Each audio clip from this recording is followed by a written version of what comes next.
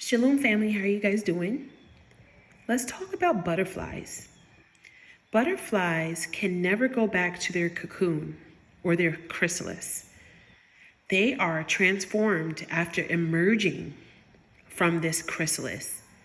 And they go forth being fruitful, and they bless, and they are very active when it comes to sharing what they have attached to them on their wings, and they spread that.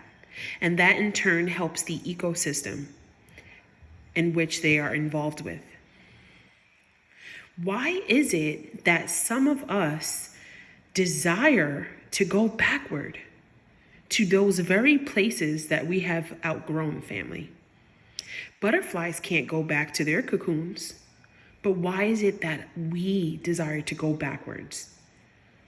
Another thing that I found very interesting is that butterflies release a chemical when they are getting ready to go out. And this chemical helps to strengthen their wings in order to enable them to fly and also to do all things butterfly related. We too can do all things through the Ruach Elohim, through Yahusha.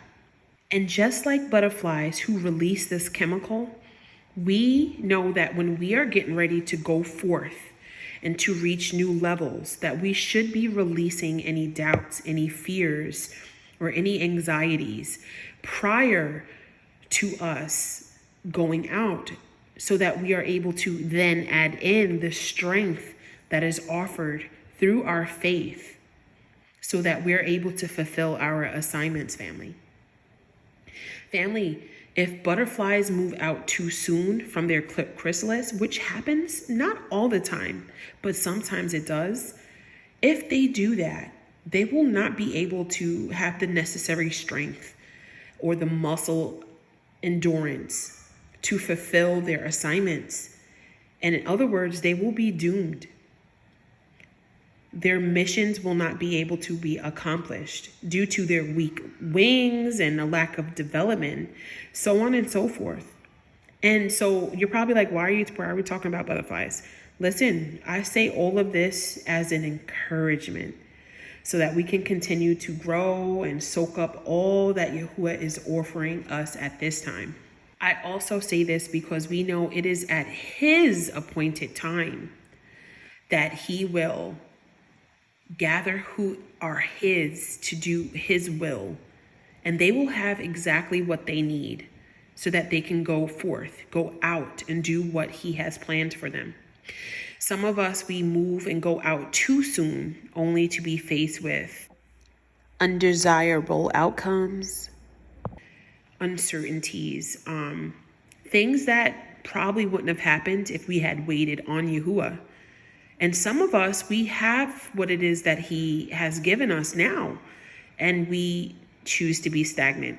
And so when I was reflecting on this, just to add to my own faith through the earthly types of ways that helps me to cause things to stick, I thought about Matthew chapter 25. And that talks about the 10 virgins that needed to have lamps filled. And so we're going to talk about that now. Matthew chapter 25, verse 1 to 13. This is the NIV version. And it says this. It says, "At that time, the kingdom of heaven will be like 10 virgins who took their lamps and went out to meet the bridegroom. 5 of them were foolish and 5 were wise. The foolish ones took their lamps, but did not take any oil with them. The wise ones, however, took oil in jars along with their lamps. The bridegroom was a long time in coming, and they all had become drowsy and fell asleep. At midnight, the cry rang out, 'Here's the bridegroom, come out to meet him.' Then all the virgins woke up and trimmed their lamps. The foolish ones said to the wise, 'Give us some of your oil. Our lamps are going out.' 'No,' they replied. 'There may not be enough for us and you. Instead, go to those who sell oil and buy some for yourselves.' But while they were on their way to buy the oil, the bridegroom had arrived. The virgins who were ready went in with him to the wedding banquet, and the doors shut. Later, the ones also came. "Adonai, Master," they said, "open the door for us." But he replied, "Truly, I tell you, I don't know you. Therefore, keep watch, because you do not know the day or the hour." Hallelujah. Let's talk about this. We need commentary. Now, earlier this Yom, I had shared with you all. I said I had celebrated. I did. I had a dream in which I was celebrating at the wedding feast, family. That has to do with another parable. But what I had shared was all about how we must be ready, because we do not know when this day will come.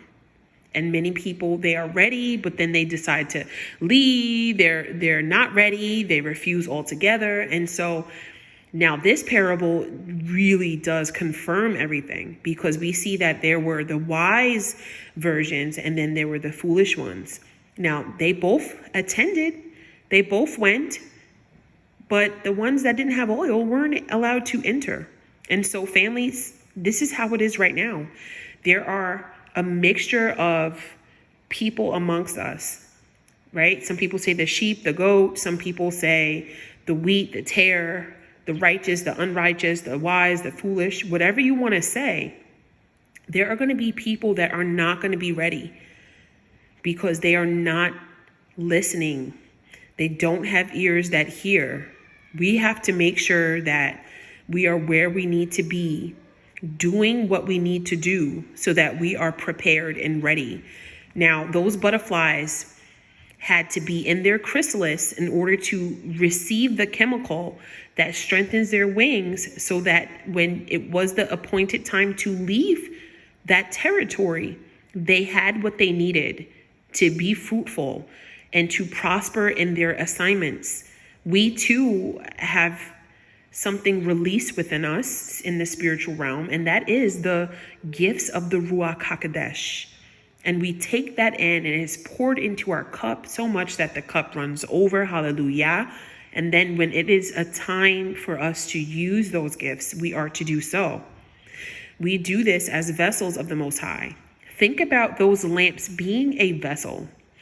Now, some of them had a vessel that was empty without oil, and some of those vessels were filled with oils. And so what do?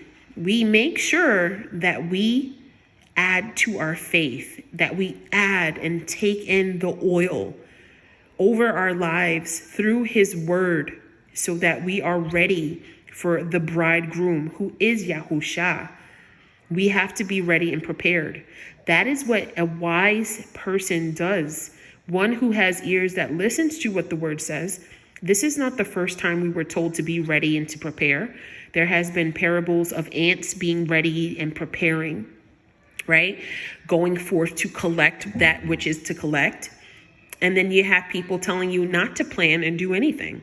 And so, family, pay attention to what the word says, because this is to be taken into consideration in a very literal way and also in a spiritual way. We have to make sure that we are prepared. This is the only way to really have that renewed heart, renewed spirit, and that transformation that we are looking for.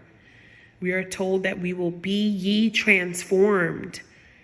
And just like a butterfly, literally being from one creature turning into the next one, we too should be transforming ourselves through the power of the Most High Yahuwah and his spirit into these active and humble servants, surrendering fully to him.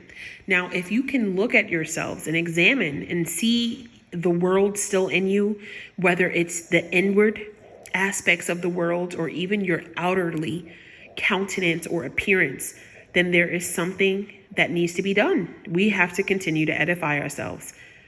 This is not something that people are always happy with listening to, because it causes them to feel conviction. But there's nothing wrong with feeling the conviction, because as always, it leads to our correction. If you can still see the world in you, in your actions, in your thought, in your ways, then there is still work to be done. Shalom.